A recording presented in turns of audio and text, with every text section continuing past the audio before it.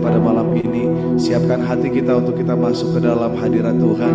Mari sama-sama kita bersyukur kepada Tuhan buat segala sesuatu yang Dia telah kerjakan, yang Dia telah lakukan, yang Dia telah nyatakan dalam hidup kita. Terima kasih Yesus. Thank you Jesus. Kami bersyukur kepadamu Bapa, sebab Engkau sungguh dahsyat, sungguh ajaib. Terima kasih Tuhan. Ku beri kemuliaan dan hormat, ku angkat suara pujian, ku agungkan namamu. Ku beri kemuliaan dan hormat, ku angkat suara pujian, ku agungkan namamu. Sebab Kau besar, perbuatanmu ajaib, tiada seperti Engkau, tiada seperti Engkau. Sebab Kau besar, perbuatanmu ajaib, tiada seperti Engkau, tiada seperti Engkau.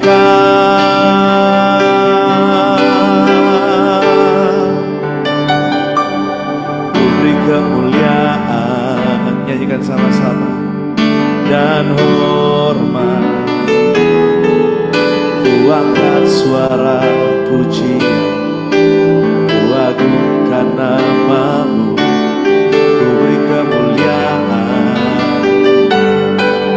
dan hormat, ku angkat suara pujian, ku agungkan namamu. Sebab Kau besar, perbuatanmu ajaib, tiada seperti Engkau, tiada seperti Engkau. Sebab Kau besar, perbuatanmu ajaib, tiada seperti Engkau. Oh, tiada seperti Engkau. Sebab Kau besar, sebab Kau besar, perbuatanmu ajaib, tiada seperti Engkau, tiada seperti Engkau. Sebab Kau besar, perbuatanmu ajaib, tiada seperti Engkau, tiada seperti Engkau.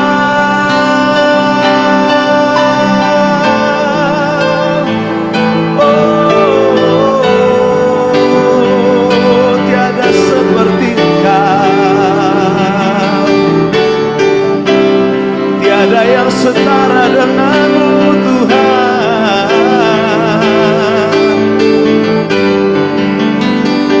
tiada yang sebanding denganmu. Kau Allah yang setia, Kau Allah yang dahsyat, Kau Allah yang baik. Oleh sebab itu kami naikkan syukur malam ini kepadamu.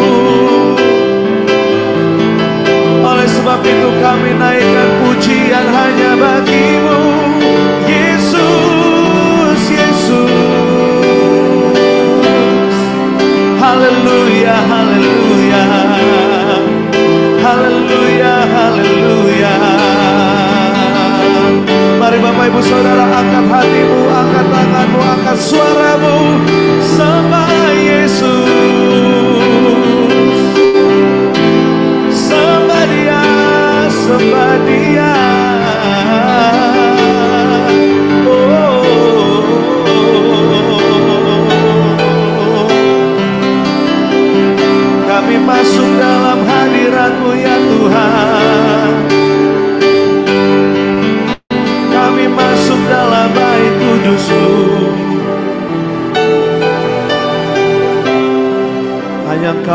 besar, hanya Engkau yang termulia Tuhan. Hanya Engkau yang layak disembah. Mari sama-sama kita angkat tangan kita di hadapan Tuhan. Sebab Kau besar, perbuatanmu ajaib. Dengan segenap hatimu, tiada seperti Engkau, tiada seperti Engkau. Sebab Kau besar, perbuatanmu ajaib, tiada seperti Engkau, tiada seperti. Dengan suaramu sendiri, sebab Kau besar. Apapun masalah, apapun persoalanmu, tiada seperti Engkau Tuhan, tiada seperti Engkau. Sebab Kau besar, perbuatanmu ajaib, tiada seperti Engkau, tiada seperti Engkau,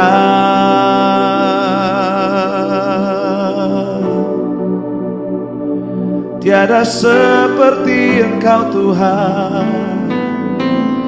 Angkat hatimu dan katakan, ku sembahkan ya Allahku,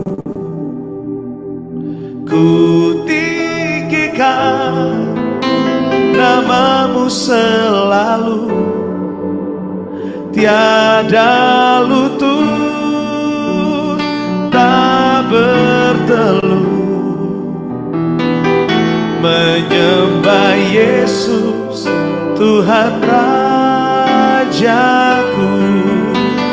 Ku sembahkan ya Allahku, ku tinggikan namamu selalu, semua lidah kan mengaku Engkaulah Yesus Tuhan Rajaku. Ku sembahkan ya Allahku, ku tinggikan namamu selalu, tiada lutut tak berteluh,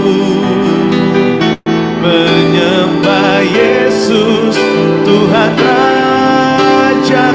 Sembah Dia, ku sembahkan ya Allahku. Kami tinggikan namamu Tuhan, oh namamu selalu, semua lidah kan mengaku Engkaulah Yesus Tuhan Rajaku.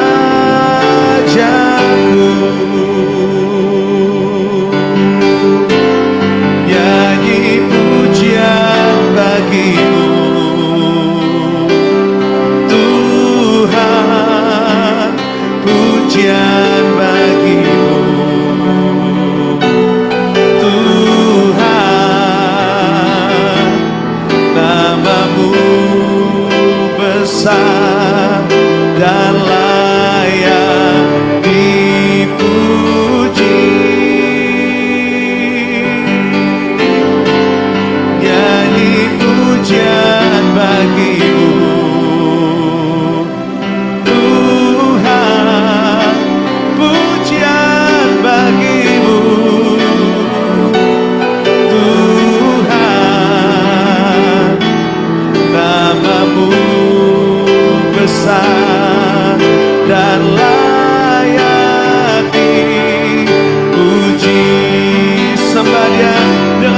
segenap hatimu katakan, nyanyi pujian bagimu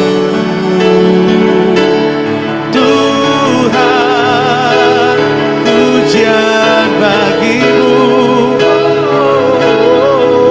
Tuhan, namamu besar dan layak dipuji. Oh, nyanyi pujian bagimu Tuhan, pujian bagimu Tuhan, namamu besar dan layak dipuji. Nyanyi pujian bagimu Tuhan, pujian bagimu Tuhan, namamu besar, namamu besar dan layak dipuji. Sekali lagi dengan segenap hatimu, nyanyi pujian bagimu Tuhan, pujian bagimu Tuhan,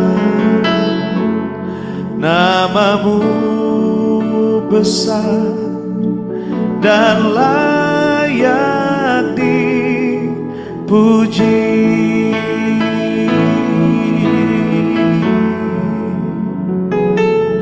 Namamu besar dan layak dipuji.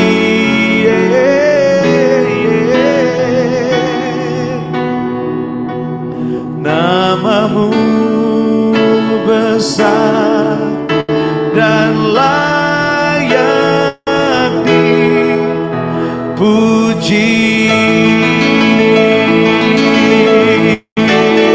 Haleluya, haleluya. Mari kita berdoa. Tuhan, terima kasih untuk pagi hari ini. Kembali kami boleh memuliakan nama-Mu bersama-sama dengan anak-anak-Mu dari berbagai pulau, bahkan dari berbagai bangsa.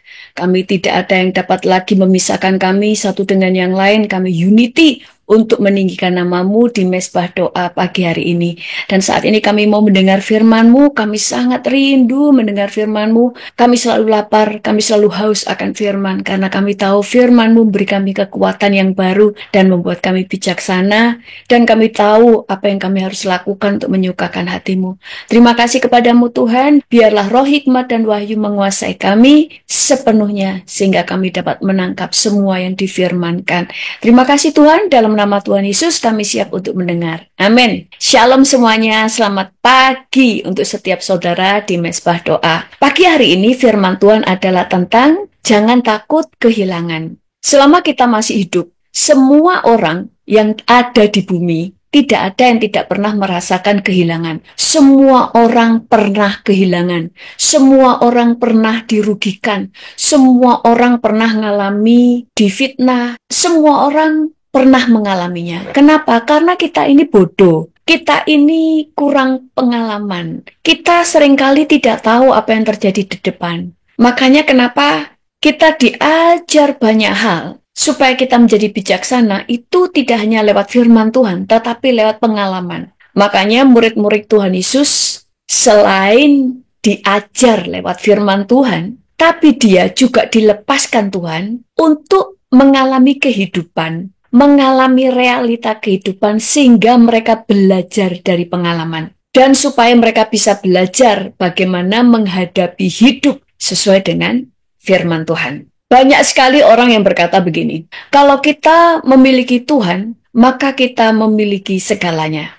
Apa benar? Karena setiap perkataan akan diuji, supaya saudara tahu bahwa Kamu hanya bisa ngomong, tetapi sebenarnya kamu tidak seperti yang kamu katakan. Salah satu contoh, ada banyak orang yang kehilangan. Mereka menjadi kecewa, mereka menjadi marah.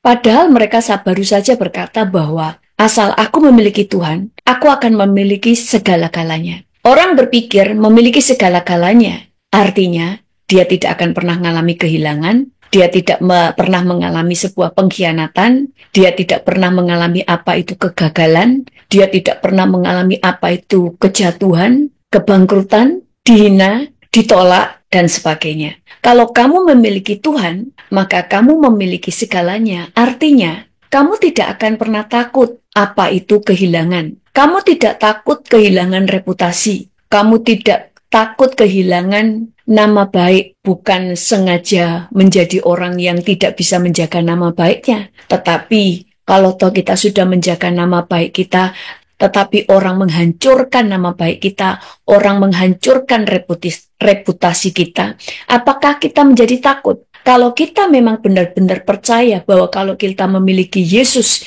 kita memiliki segalanya, seharusnya kita tidak takut. Karena sekalipun orang telah menghancurkan reputasi kita, orang menolak kita, orang mencuri apa yang kita miliki, orang menipu kita, orang merampok kita, kita kehilangan segala-galanya oleh karena kejahatan mereka, kita tidak takut karena selama aku memiliki Tuhan, aku memiliki segalanya. Yang artinya, sekalipun yang sekarang ada di tangan itu hilang, tetapi Tuhan itu bisa memberikan yang baru kepada kita. Karena tidak akan ada yang bisa membatasi Tuhan. Kalau Tuhan memang ingin memberkati saudara, prinsipnya itu begini. Tuhan itu Allah yang elegan. Dia itu tidak dibatasi oleh apa yang saudara miliki. Seakan-akan kalau apa yang kamu miliki hilang, itu yang hilang itu harus kembali supaya saudara diberkati. Baru saudara diberkati. Padahal untuk Tuhan memberkati saudara, Tuhan tidak butuh dari apa yang hilang.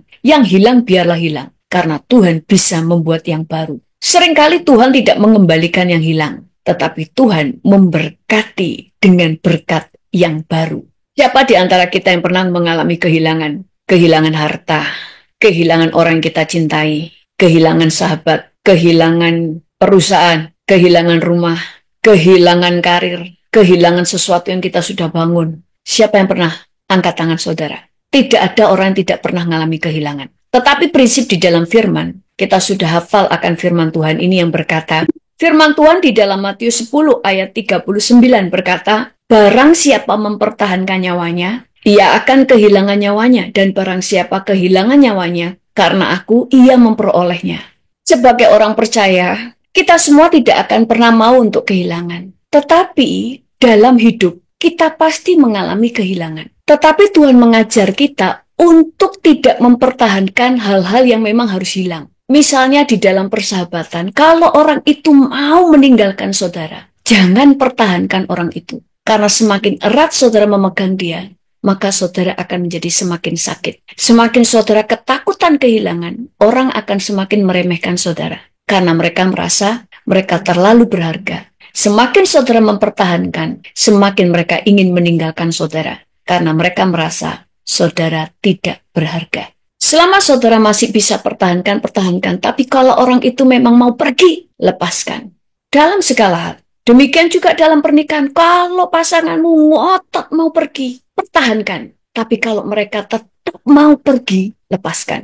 Demikian juga dengan harta. Ada banyak orang yang ditipu. Ada orang-orang yang ditipu ratusan juta. Ada yang ditipu miliaran, bahkan ratusan miliar. Pasti sakit hati. Pasti saudara marah. Pasti saudara kecewa.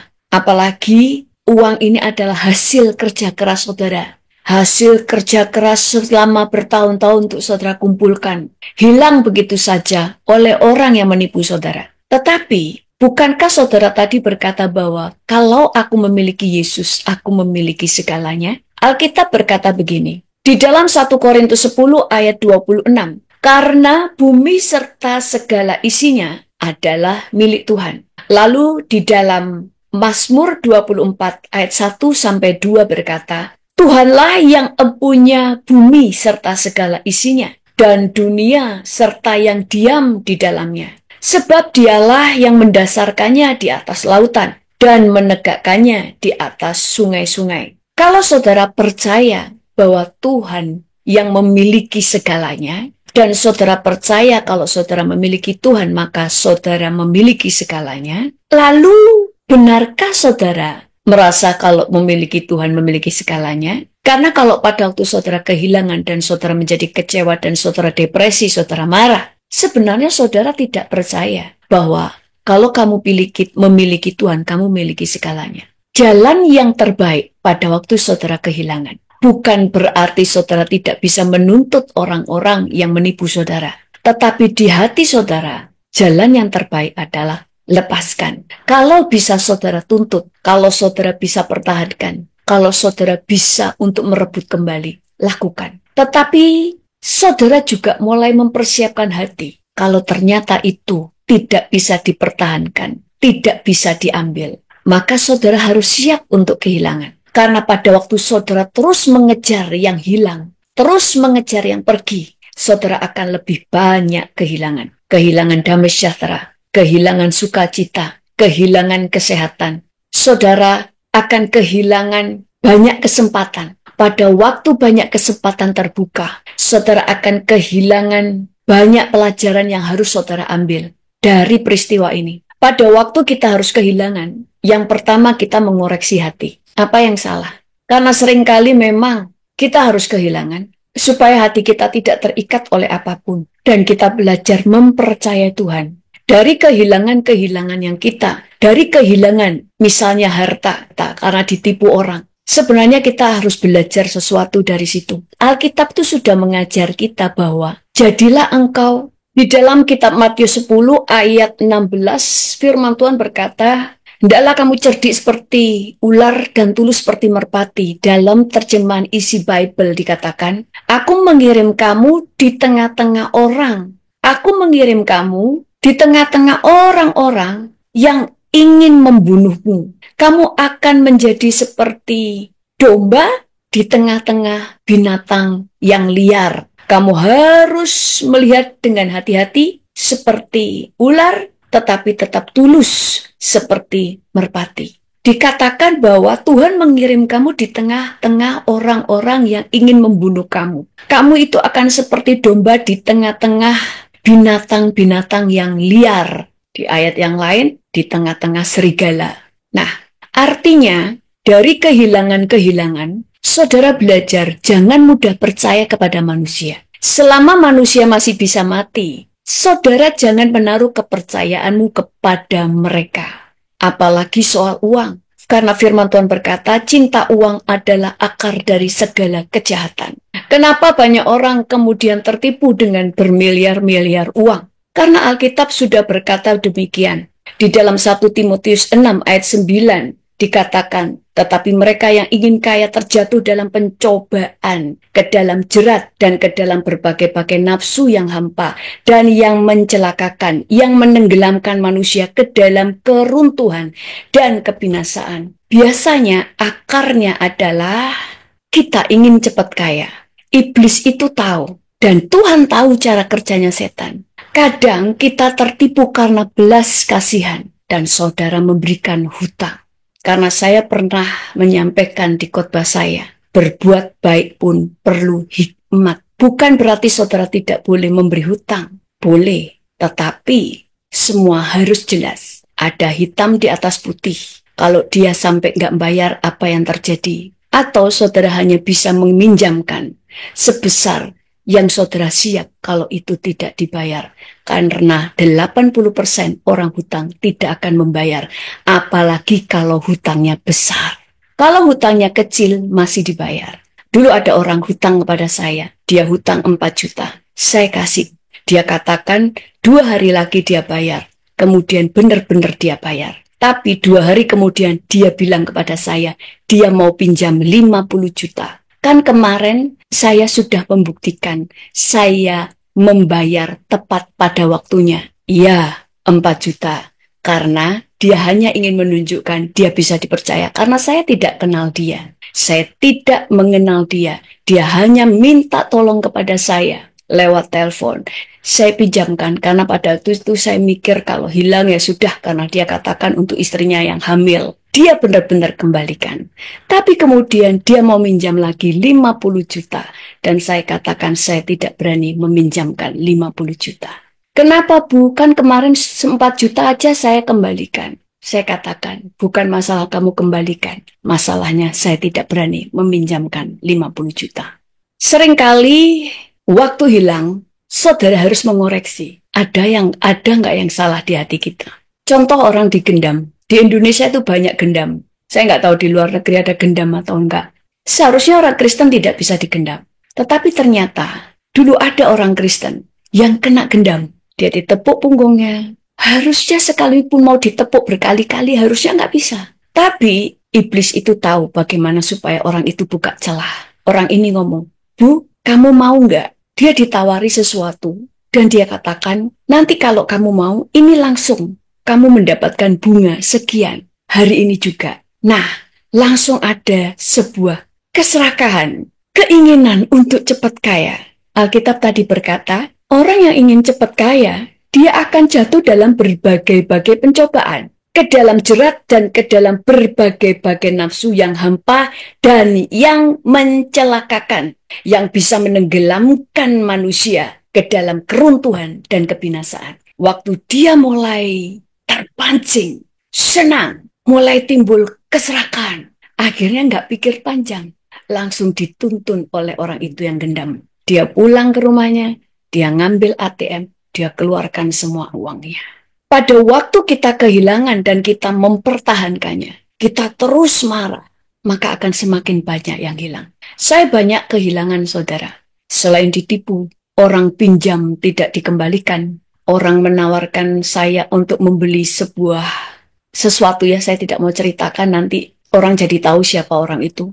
Membeli sesuatu, ya usahalah. Yang seharusnya harganya cuma sekian juta, yang harganya seharusnya sekian juta, menjadi ratusan juta, dan tidak ada keuntungannya sama sekali dari awal. Saya tidak pernah dikasih keuntungan dari awal. Terus di ngomong kemana-mana, saya mata duitan pada waktu saya mulai minta, saya cuma mau tahu keuangan dan sebagainya, di ngomong kemana-mana karenanya saya cinta uang, ujung-ujungnya uang. Gimana sih?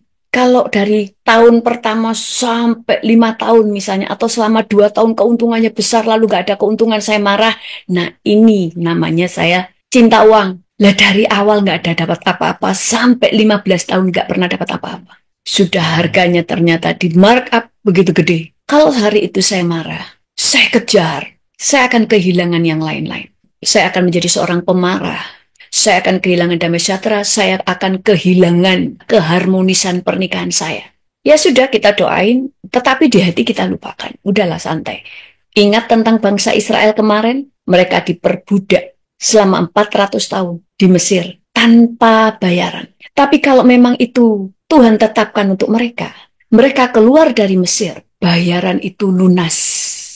Mereka sangat kaya. Jangan pusingkan yang hilang, yang diambil orang itu. Saudara tetap berhak untuk berdoa supaya apa yang hilang kembali. Tetapi kadang itu nggak kembali. Karena Tuhan sedang mengajar kamu untuk melepaskan. Karena ada banyak kehilangan karena kesalahan kita. Sudah dibilang, makanya cerdik. Di ayat yang lain, kata cerdik ini adalah bijaksana, smart, berhati-hati, lihat dengan teliti. Ada banyak yang hilang. Ada orang yang hutang kepada saya nggak dibayar. Zaman dulu 200 juta itu besar. Hilang. Ada yang 50 juta hilang. Tapi apakah saya menjadi miskin? Waktu itu saya nangis, saya marah, saya kecewa. Orang-orang ini nipu semua. Seakan-akan masa depan runtuh. Tapi kemudian akhirnya mikirin yang hilang, tidak menolong. Saya malah kehilangan yang hal-hal yang lainnya. Akhirnya udah, lupakan, ampuni, lepaskan. Saya mulai membangun hidup. Saya berlari dengan Tuhan. Karena saya percaya Tuhan yang memiliki dunia ini. Kalau saya memiliki Tuhan, aku memiliki segalanya. Benar? Tuhan itu nggak bisa dibatasi, seakan-akan Tuhan itu tidak bisa bergantung pada hartamu yang hilang. Enggak, saudara. Tuhan itu membuka banyak jalan kepada saya, sehingga Tuhan memberkati hidup saya. Tapi jangan punya mental setelah diberkati, harusnya dulu kalau itu nggak hilang, pasti saya sudah begini. Saya pun kalau hal-hal yang hilang itu saya hitung, harusnya sudah besar, udah gede. Coba dulu itu yang 200 juta, tak belikan emas. Pada zaman itu waktu dia pinjem 200 juta itu, emas waktu itu 1 gram, cuma 300.000. Sekarang sudah 1.300.000. Kalau dihitung-hitung rasanya rugi besar. Rugi enggak? Ya rugi sebenarnya. Tapi mau ngapain? Belajar melepaskan. Belajar mempercayai Tuhan dan belajar menjadi pelaku firman. Bahkan ada orang yang selalu saya tolong. Dia terus nipu saya. Ngomongin jelek kepada saya. Sekarang hidupnya enggak cuma masalah keuangan. Kelihatannya baik-baik. Tapi dia selalu bermasalah di dalam pernikahan, bermasalah di dalam kehidupan, bermasalah di dalam keuangan. Selalu punya masalah yang berat. Karena apa yang kamu tabur, kamu tuai. Lihat Daud, ada banyak hal yang diambil dari dia oleh musuh-musuhnya, bahkan oleh anaknya sendiri. Dan dia selalu punya prinsip, semua boleh hilang kecuali Tuhan. Dan apa yang dilakukan Tuhan? Tuhan mengembalikan semua. Yang memang seharusnya menjadi kepunyaan dia, tetap menjadi kepunyaan dia. Sekalipun bukan yang mengembalikan, bukan Saul. Datang minta maaf mengembalikan istri yang sudah dia ambil. Istri Daud yang adalah anak Saul waktu itu diambil oleh Saul. Diberikan kepada orang lain istrinya. Saul gak mengembalikan, tapi Tuhan yang mengembalikan dia kepada Daud. Padahal tuh anak Daud mengkudeta Daud sehingga kerajaannya diambil alih oleh anaknya. Anaknya tidak datang kepada Daud dan mengembalikan. Itu kan yang saudara inginkan. Waktu ada orang yang menipu saudara, dia akan datang menyembah saudara dan mengembalikan semua. Kadang-kadang itu tidak terjadi. Bisa terjadi, tapi kadang tidak terjadi. Tapi sekalipun orang itu tidak mengembalikan, apakah Daud kehilangan kerajaannya? Tidak. Dia tetap mendapatkan kerajaannya. Dengan cara apa? Dengan caranya Tuhan. Itu sebabnya belajar mempercayai Tuhan. Dengan apa? Lepaskan yang hilang. Tetap doakan. Karena itu hak saudara untuk berdoa. Kalau saudara bisa lapor polisi, tetap laporkan polisi. Tetapi di sini merdeka.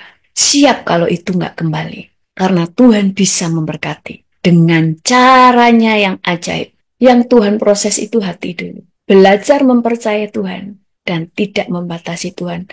Karena saudara dan saya berbeda. Orang dunia bisa kecewa, marah, emosi, mungkin ngirim tukang pukul. Karena mereka tidak punya pembela. Tapi saudara dan saya punya pembela. Sekalipun Tuhan tidak membela perkara kita dengan orang itu, Tuhan tetap akan membuat keadilan. Amin. Jadi inti dari firman Tuhan hari ini, jangan takut kehilangan. Kalau sudah hilang, lepaskan. Karena kalau itu sudah menjadi jatah saudara, tetap akan jadi jatah saudara. Banyak orang yang ingin membuat saudara terpuruk, hancur, bangkrut, miskin.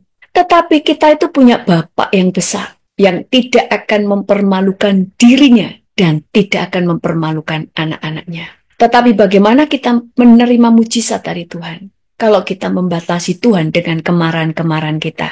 Saya ngomong begini karena saya sudah sering mengalami. Apa itu ditipu? Apa itu dimanfaatkan? Apa itu dikemplang uangnya? Apakah dunia saya runtuh? Tidak. Karena seperti bangsa Israel, tidak dibayar. Dirugikan. Tapi waktu keluar. Kita baca di dalam Keluaran 12 ayat 34. Waktu itu Tuhan menyuruh bangsa Israel sebelum keluar dari Mesir, mereka harus meminta harta, benda, barang-barang berharga, barang-barang yang mahal kepada orang Mesir. Dan dikatakan di dalam Keluaran 12 ayat 35. Orang Israel melakukan juga seperti kata Musa.